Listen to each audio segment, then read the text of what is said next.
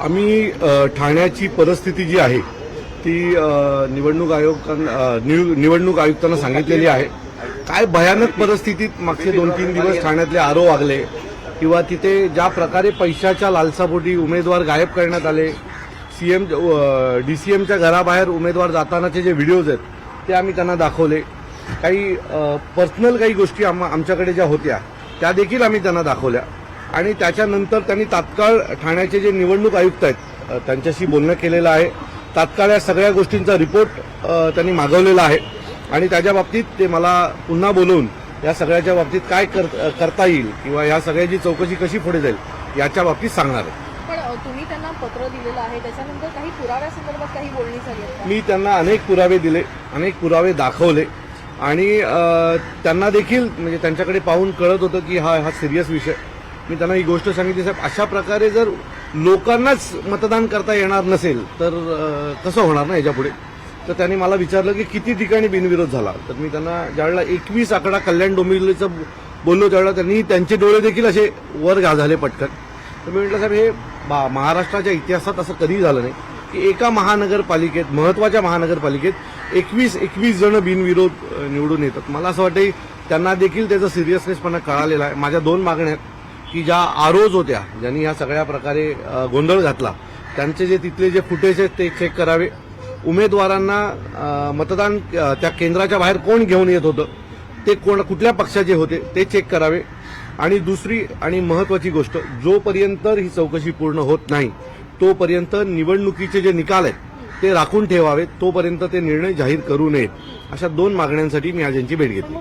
संदर्भात नोटाचा ऑप्शन देखील अवेलेबल होता, त्या संदर्भात मी त्यांच्याशी त्याविषयी बोललेलो आहे आणि ते मला त्याच्या बाबतीतली जी पूर्ण माहिती आहे ती पुढच्या 2 दिवसात कळवणार आहे. अल्टिमेटम काही दिलंय कधीपर्यंत या सगळ्या संदर्भात विचार केला जाईल? त्यांनी तात्काळ तिथले जे दोन्ही महानगरपालिकेचे जे निवडणूक आयुक्त आहेत त्यांच्याशी तात्काळ बोललेले आहेत आणि त्यांचा अहवाल आजच्या आज त्यांनी मागवलेला आहे आणि उद्या किंवा परवा मला पुन्हा बोलवलं जाईल अशी अपेक्षा आहे. मी काही उमेदवारांची त्यांना माहिती दिली. म्हणजे ठाण्यामधले प्रभाग क्रमांक 5 चे विक्रम चव्हाण म्हणून जे उमेदवार आहेत ते तिथे उपस्थित नसताना त्यांचा अर्ज बाद करण्याचा जो प्रयत्न झाला आणि त्याच्यानंतर नोटिफिकेशनमध्ये त्यांचा अर्ज बाद झाला असं देखील आलं आणि त्यानंतर पुन्हा ते अर्ज ठेवण्यात आलं.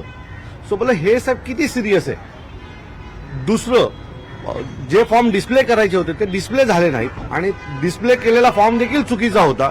याचा अर्थ तिथल्या आरोंचं त्या सगळ्या प्रोसेसकडे लक्ष नाही. सो ज्या ज्या घटना घडल्या त्या मी त्यांना समजावून सांगितल्या, त्या त्यांनी लिहून घेतल्या आणि त्याच्या बाबतीतला अहवाल ते मागवणार आहेत. मुंबई हायकोर्टात तुम्ही आज जात आहात, आज सुनावणीची अपेक्षा आहे का? मला असं वाटतं की आज आम्ही मुंबई हायकोर्टात जाणार आहोत आणि हे जे 74-70 जण जे निवडून आलेले आहेत त्यांना जे काही विजयी घोषित करण्याची जी प्रक्रिया आहे ती जोपर्यंत चौकशी पूर्ण होत नाही तोपर्यंत कोर्टाने त्याला स्टे द्यावा आणि निवृत्त अधिकारी असतील किंवा हायकोर्टाच्या निगराणीत या सगळ्याची पुढची चौकशी व्हावी अशी आम्ही त्यांना मागणी केलेली आहे. अपेक्षित आहे की या बाबतीतला देखील निर्णय आज संध्याकाळपर्यंत येईल. अभिनेत्री सुप्रीम कोर्टामध्ये पश्चिम बंगालच्या निवडणुकांना घेऊन अशाच प्रकारची याचिका गेलेली होती आणि त्यावेळेला सुप्रीम कोर्ट म्हणालं होतं की दुसऱ्या नेत्यांनी नाही तर उमेदवारांनी स्वतः अशा पक्षाच्या याचिकेसाठी कोर्टामध्ये येणं अपेक्षित आहे. आता आज 3 याचिका दाखल झाल्या आहेत. एक मी स्वतः एक पक्ष म्हणून केलेली आहे कारण आमचे एबी फॉर्म असताना हे सगळं बाद झालेलं आहे. मग एबी फॉर्म असताना देखील हे बाद होणं चुकीचं आहे ना. सो तो एक झालेला आहे. दुसरा, सकाळी ज्या उमेदवाराला मी तुमच्यासमोर उभं केलं होतं ते देखील गेलेले आहेत आणि एक अजय जया म्हणून ठाण्यातले सामाजिक कार्यकर्ते आहेत ते देखील गेले. असे 3 वेगवेगळ्या याचिका आज दाखल होतात त्या सगळ्या विषयात. दुसरा एक महत्त्वाचा प्रश्न, प्रचाराचं नाव फुटलं आहे, सगळीकडे प्रचार होत आहे. दुसरीकडे फोर्टमधला बाळासाहेब ठाकरेंचा पुतळा जो आहे तो झाकून ठेवलेला आहे आणि ऐन या प्रचाराच्या काळामध्ये अशा पद्धतीनं पुतळा झाकून ठेवल्यावरून प्रश्न उपस्थित केला. मला असं वाटतं की संध्याकाळी राजसाहेबांची सभा आहे आणि या विषयावर साहेब नीट बोलतील. माझ्यापेक्षा उत्तम साहेब ती बाजू नीट मांडतील. तर आपण संध्याकाळपर्यंत थांबूया या विषयात.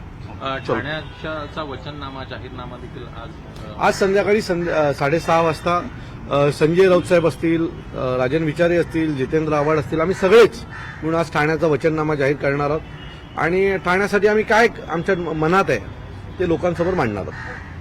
थँक्यू.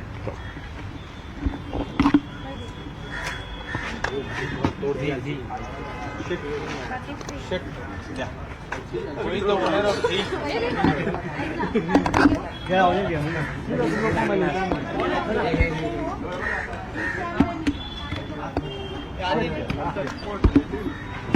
चला आता कोर्टात